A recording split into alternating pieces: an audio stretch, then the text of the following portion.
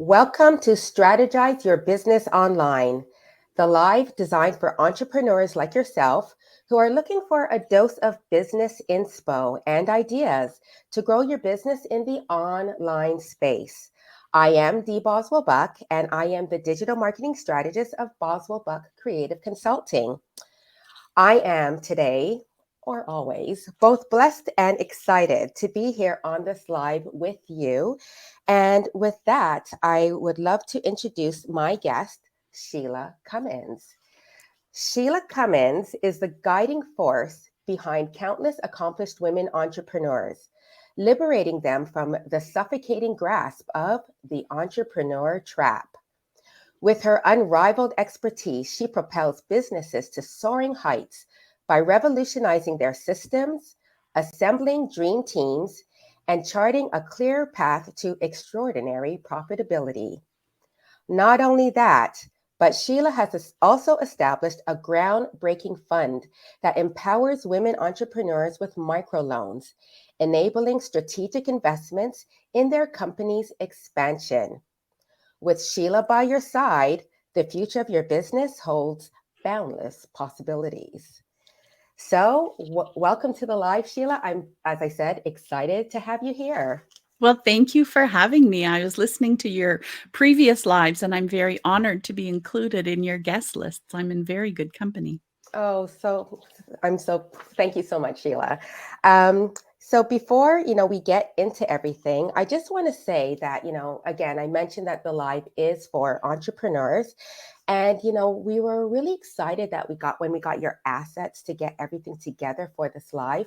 Because, when we're working on our clients' online presence, we like to throw around certain terms. Like we like to say in the background, we got to make it punchy, or we say things like it's got to be more gripping. So when we got your information about and what it is that you want to talk about, we were like, yes, this is it. So, the title for today's live is The Entrepreneur Trap and Why You're Blocking Yourself from Growing. So before we dive into the topic, Shelagh, I would love to learn, or everybody here would love to learn about you. And if you can start off by telling us who you are and what it is you do. Yeah, I love it. Well, thank you for the intro. I am the CEO and founder of The Road to Seven, and we specialize and have been for over a decade now, specializing in helping women entrepreneurs break through that gap of being able to build your business up to that certain level as a solopreneur or as someone who is starting to build a team. And then we help come in and take it to that next level. And for many people, it's up to seven figures. And for some people, it's just to have a thriving, profitable business. And we do it through strategic microloans. The fund is growing. I'm so excited. We're signing on 2 investors this week, which means we get to lend out way more money. And we have a signature program that we offer at The Road to Seven, which is all about scaling. It's scaling made simple, really, is what it is. And people come in through our scaling springboard, which is a 6-week intensive where we focus on pulling you out of the entrepreneur trap that we're going to be talking about today. And then our ongoing program is, supporting you to continue the process and implementing the foundation that we help you lay out. And that's really what we do. And I'm really looking forward to hearing about it. Like one of the words that you mentioned was simple. So I love the fact that I'm an entrepreneur and, it's always a journey, but it's not always a simple one, right? Correct. So we're going to talk a bit about how it is that you can help. Yeah. So maybe, Shelagh, if you can tell me like how you got started, like what is your journey all about? Yeah. So I've had a very circuitous journey and, I never thought that I was an entrepreneur or that I had it. And really my foray into being a business owner was one from necessity. We had 2 kids that were 18 months apart. And it was cost prohibitive for me to go back to my teaching job, which is what I had been doing for a decade before that. And also I had kind of wanted to get out of teaching as well. So it was sort of that beautiful exit from the teaching world to figure out what else I could do. And so I wanted to be the main primary caregiver at home. And I still had a responsibility to be contributing financially into my family, which is very normal for families in this day and age, and with the current costs of living. And so the deal with my husband was my only responsibility was to bring home the amount. If I didn't go back teaching, I had to bring home the amount that I would have brought home after having paid for all the daycare and all the taxes. And so we had a set amount that I had to bring home, and I did it every single month. I've met that and more now, obviously. But I tried a whole bunch of different things, Dee, and there was a lot of things that didn't work. I tried business models that didn't fit with me. I tried niches that I didn't enjoy. And when I sort of sat back and looked at where I bring the most value, I really am an educator at heart. And so that's when I started figuring, oh, I can actually be teaching, which is my skill set, to women, which is a niche that I'm very passionate about supporting. And I can help them create these businesses that support their life, just like I've done for myself. And I remain a 50% contributor in our family. My job is not a side hustle. It's not a hobby. It is my job. It is my retirement. It is everything. And the company just keeps growing and evolving as I grow and evolve. And I think that's one of the most important things as a business owners is to let it grow and evolve so that it's always fitting you.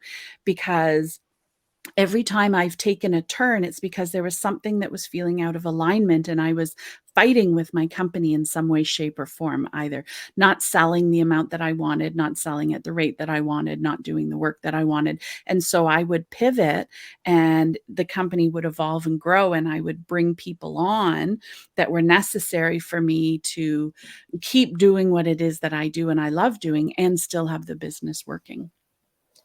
So it sounded like it was an easy conversation. Like I remember, when I told, and this is not about like us getting permission from husbands. I think Yeah. generally speaking, when you have a partner, you're going to let them know that, hey, you know what, that paycheck that I get every single 2 weeks with the benefits and the investments and things like that. I just decided it's not for me right now. Right. So how did that conversation go over? Yeah. So I was in a little bit of a different situation in that my husband is also an entrepreneur. He runs his own company.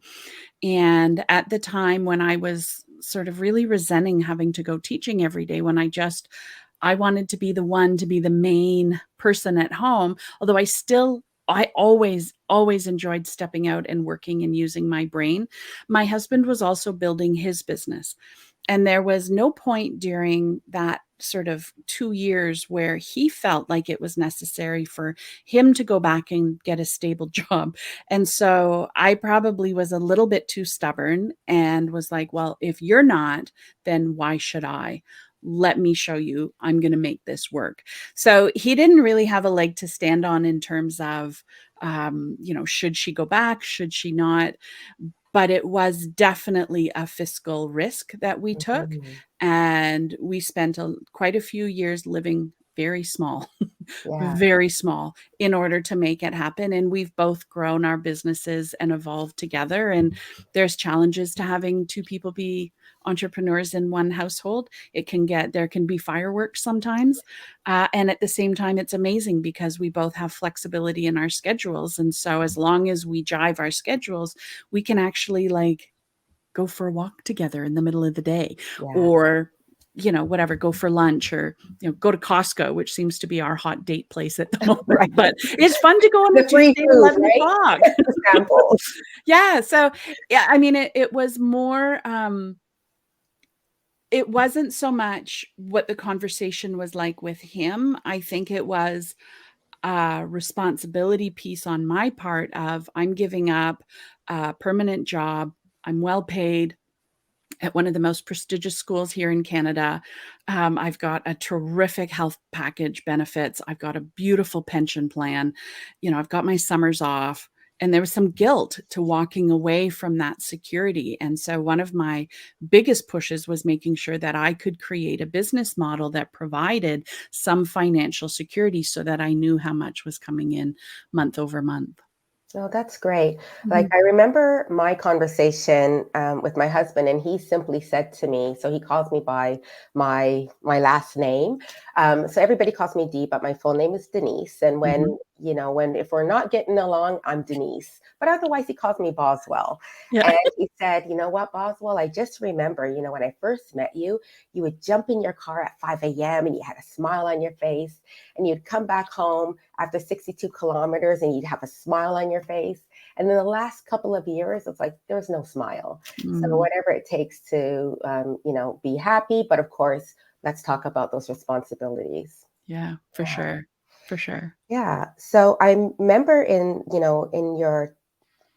one of your answers here, you spoke about how you started like hiring. Mhm. Now, was that hard? Mhm. Hmm. Absolutely. Hiring is terrifying, especially when it's your first one, and especially when you're not at a level of revenue where you sort of feel like you can be sharing.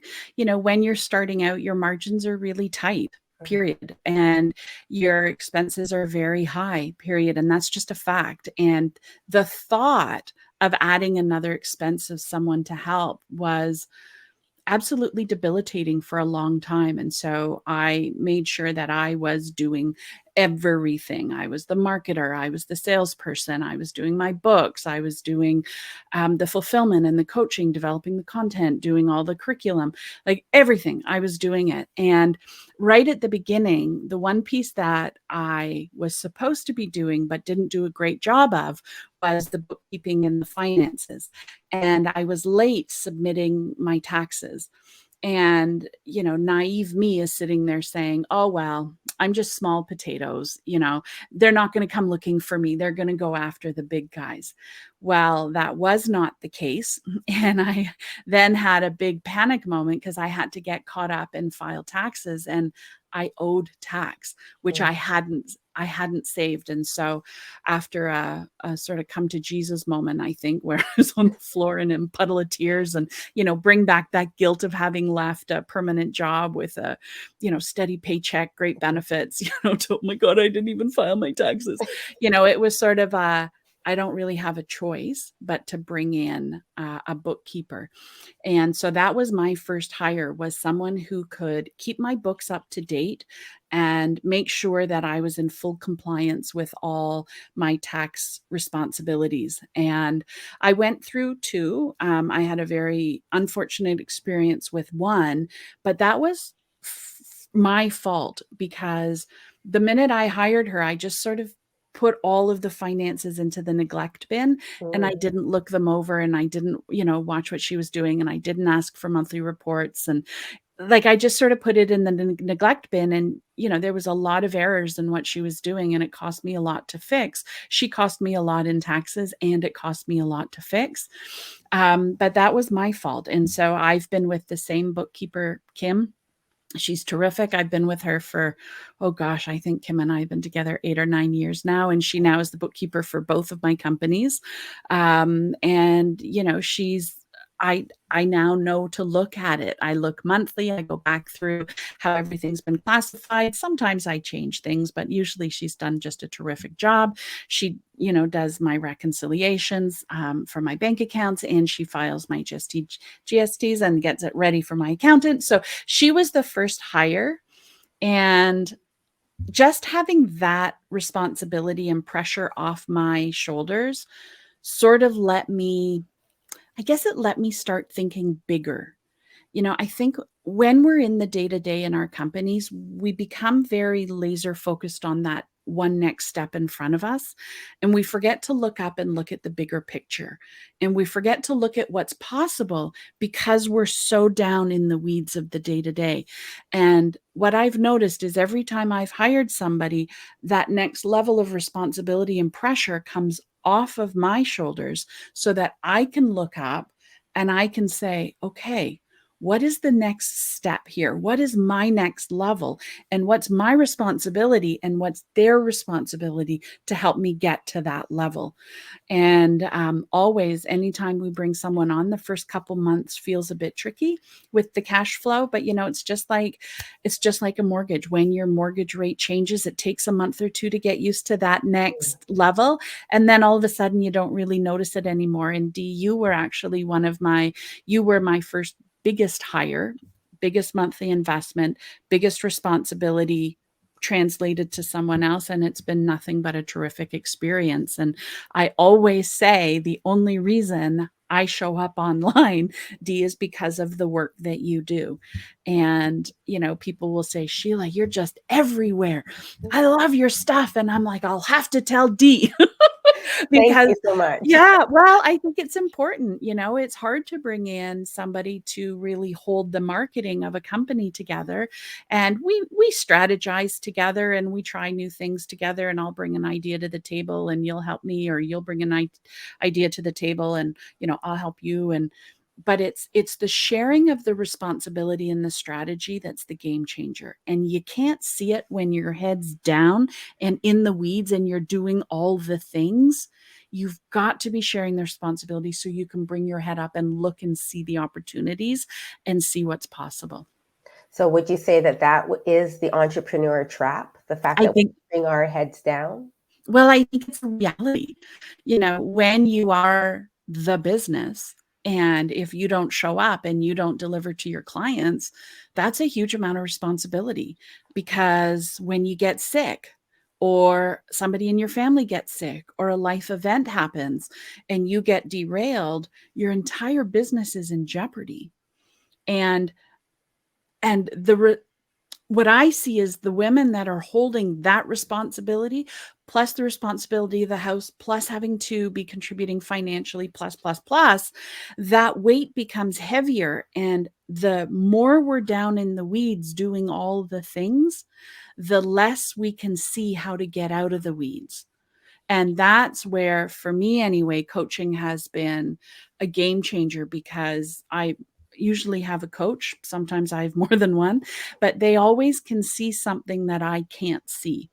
And they'll notice a behavior or a pattern, and we'll talk about it. And, my gut reaction is to dig my feet in and be like, yeah, whatever. No, I'm fine.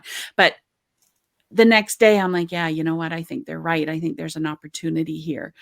So the trap that I talk about is when you just don't have the time and the weight of your business is sitting on your shoulders and you are literally the reason why it's going to work or not work. That's a really dangerous place to be. And when you have people on your team where either you're redoing their work and so they're costing you, but they're not helping you generate revenue, or you're not happy with them, or they're not a good fit, or you should be hiring but you haven't, and the reasons are, there's a million and one reasons. The one I hear is, well, I don't have time to go find someone, or I don't have time to be a leader or onboard someone. The other ones I hear is, there's nobody out there, nobody wants to do the work, or there's no good people out there. And they're all just stories, because there's plenty of fantastic people out there who would love to work with you and who would like to come in and help you grow and expand your business. And as long as you insist on keeping that responsibility on your shoulders, you really are a sitting duck. And the more you can bring strategic hires and strategic people in, I call it your dream team, the more time you're going to have. The more time you have, the more clarity you have. The more clarity you have, the easier it is to stay in action. And as our businesses grow, one of the biggest mistakes that I see people keeping in that trap of having to do everything for everyone and doing all the things is they forget that the minute somebody comes on your team, your role and your responsibilities change. You all of a sudden need to put on your leader hat and you become the leader of your team. And your job is to help them become the best version of themselves and allow them to make some decisions and have authority and responsibility within the business, and then report to you. And so our time expectations have to shift. Yes, we're taking stuff off your plate. It just means we're putting you in the leadership role, and you've got to build your process to be able to support that. Yeah. So is that where your program comes in? You have a Yeah. program coming in called Scale Springboard? Yeah, it's the Scale Springboard, and it's the 6-week framework. It takes us 6 weeks to put the framework in place. We look at exactly that, where you're spending your time, who that next strategic hire can be, and then we build your dream team, and we build your processes so that the dream team can be taking things off of your plate, so you can focus on the work that not only lights you up but also makes you the most money. And there's so many businesses that I see that aren't doing their marketing because they feel like they don't have time. But the underlying issue is they're actually terrified to get more clients in because they're already so busy and at capacity. And so the springboard just allows you to take a step out, look at your business from the top down, and we put those frameworks in place so that you can be scaling. And then we support you as you scale through our next level program. So I have a confession to everyone here. Like I took your scale program last year, Mhm. and you are my coach, my business coach right now. And I love every minute of it. Thank you, Sheila. And it was a game changer. So like some of those myths that you mentioned, I Mhm. remember thinking to myself, like, no one can do this as well as I can do this. Yeah. But then I would follow it up with, but I feel like I'm drowning. Yeah. Or so I said, no one can do it as well as I can, or I don't have the time to do it, Yeah. but I feel like I'm drowning, right? So, when I think about all the wonderful reasons why I wanted to become an entrepreneur, I mean, I love the fact that if my daughter needs me to, well, she doesn't call too often, but she needs me to bring something to the school, or if it's raining outside, I can just hop in the car and go and get her. Like there's so much flexibility. But I also thought about some of the times where simple things like in the summer, hey, you want to go out for ice cream?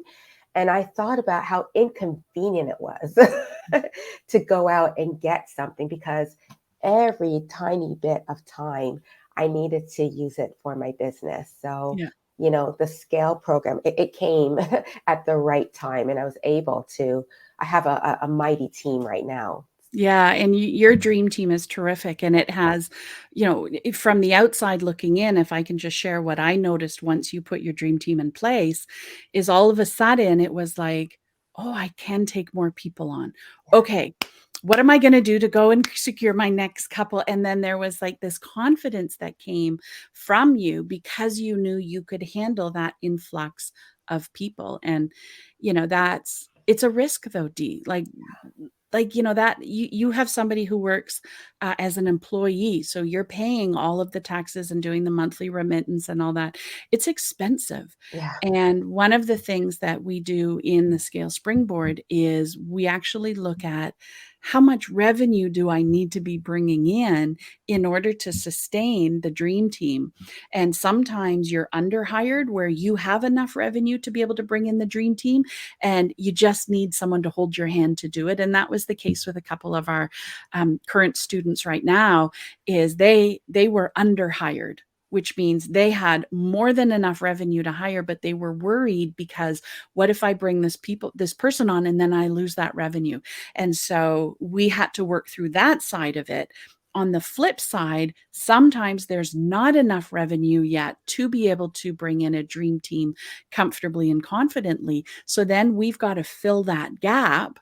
And so we also can hire in very different ways. There's a lot of different ways that you can bring in support in your business, be it employees, part-time, full-time, contractors, commission-based. Like there's so many ways that you can bring the support in, project-based, time-based.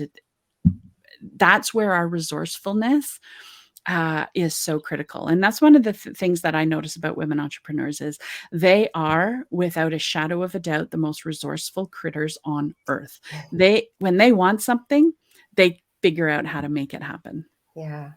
And just to add on to, the other benefits of hiring, sometimes it's good to have somebody from the outside who's now on the inside Mhm. looking at how your processes are, for instance, right? Because you just do it a certain way, but when once you try to map that out for somebody, it's got to be easy for that person as well.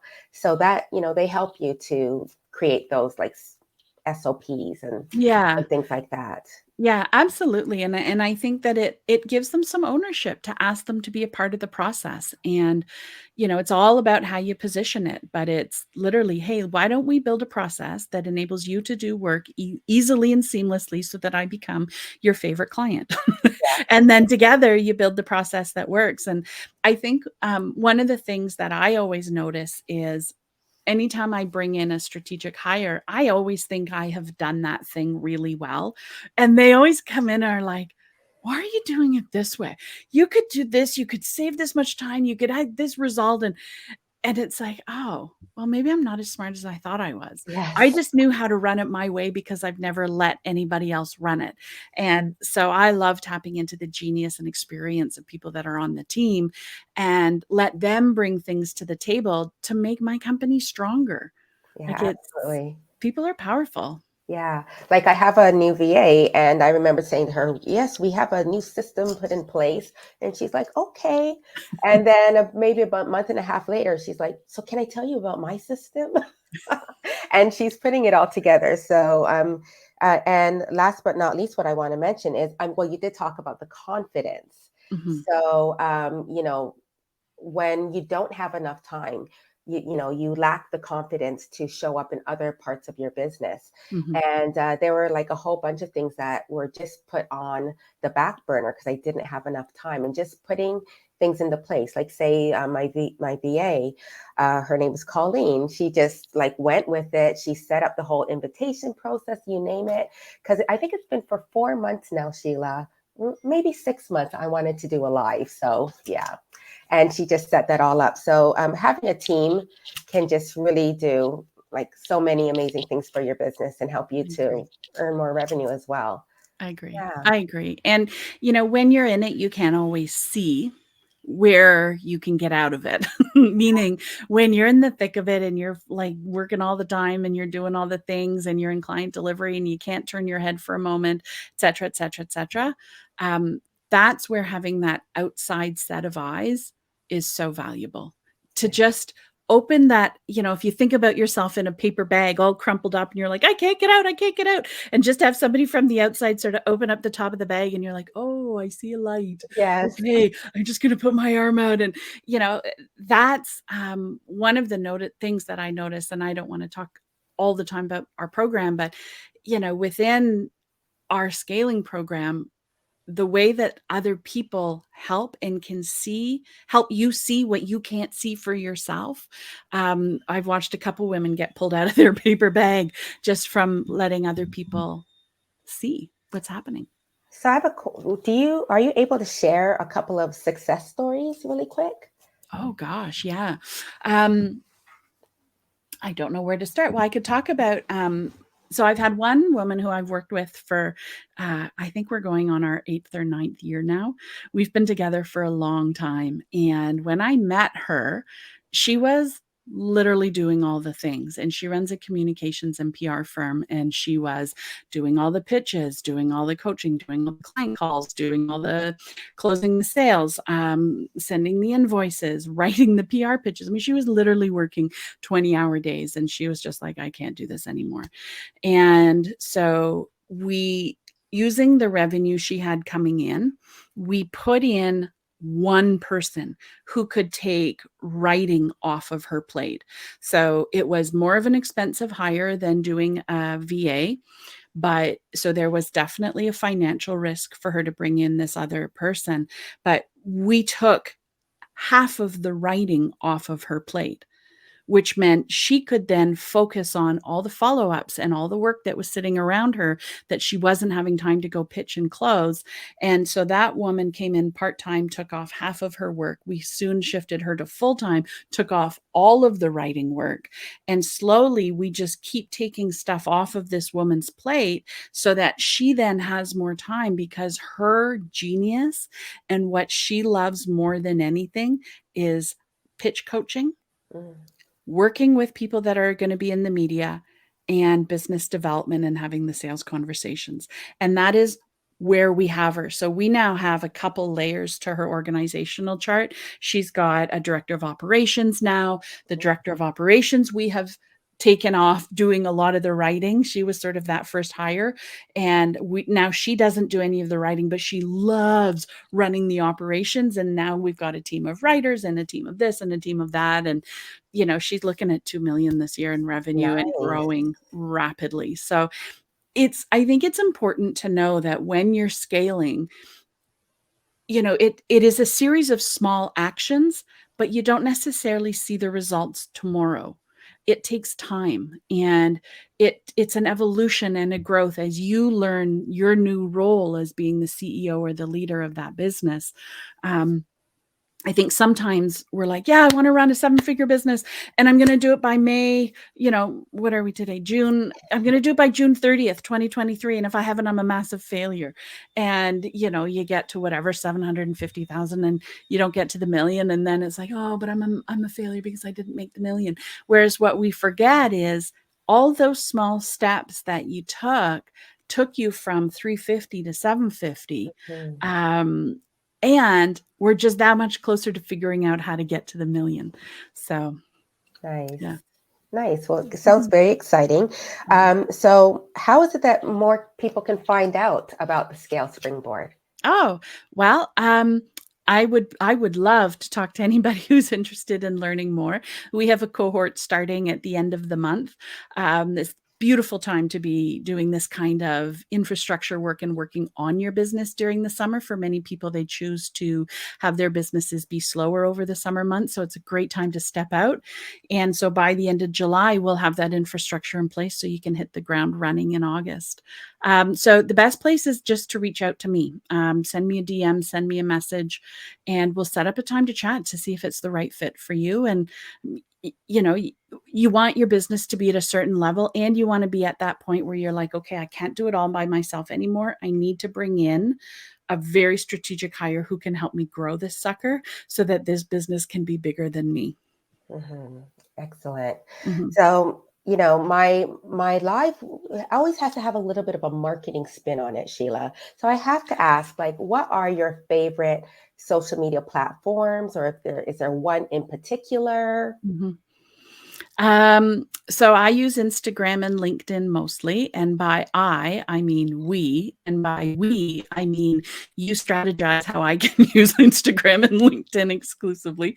Facebook is there because you kind of have to use it as an anchor for a lot of your advertising. But it's not, a lot of my women aren't on there at the moment.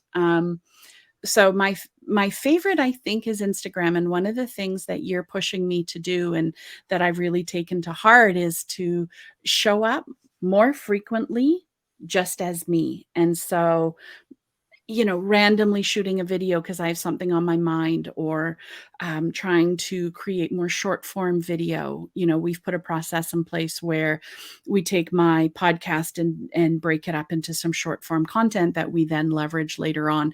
But, also with your feedback and your strategy, but we also need some dedicated reels. And so that's where we're playing, the balance of the stories versus the profile and the engagement and, what's working, not working, boosting posts, not boosting post, organic, paid. Like, we're just sort of playing with all of that. LinkedIn, I really leave to you because I know just enough to be dangerous. And I have a bit of a love-hate relationship with the platform. I love it because it's been a terrific marketing tool because of the strategies you've put in place. But I also find it quite overwhelming and impersonal. And I like the people side of business. I always say we are in the people business. And I love the people part, which is why, to come in the Scale Springboard, I want to talk to you. I want to get to know you, make sure that I can help and that we are the right program for you and your business is at the right point. Yeah, awesome. Well, thank you for sharing that. And I see Colleen on. She says, hey, great Colleen. interview. Loved hearing your story, Shelagh. Thank you. So, if you can tell me, Shelagh, like, where is it? I know you talked about the DMs, and I'm always about like, we never want to assume that everybody knows exactly where they're going to have to DM you. So if you want to say again, or, Mhm. where are the best places for people to reach out to you, specific platforms to send you those DMs on? Yeah, sure. So Instagram, just send me a DM or comment on one of the posts and say, just wave or something, and I will definitely reach out to you. And again, on LinkedIn, same thing. Just send me a message or make a comment on a post and just say, hey, Sheila, I'd love to chat with you. And I will absolutely do the heavy work of reaching out and getting in touch with you. You always can just use the contact form on the website, theroadto7.com. Email, bat signal, whatever. I'm here. I'd love to chat. Yeah, and I'm also going to add that, I'm all about repurposing content. So we're going to be putting this up on the website, and we'll have your information up on there as Thank well you. at dboswellbuck.com. So, Terrific. yeah. So, Sheila, thank you so much for, being here on this live Strategize Your Business Online. Oh, thank And you. yeah, well, I guess I'll see you a little bit later when we're strategizing your content. You betcha. My Monday morning call with you is my Yeah, favorite. Love it. All thank right. you. Thank you very much for having me. No problem. Thank you, Sheila. You're welcome.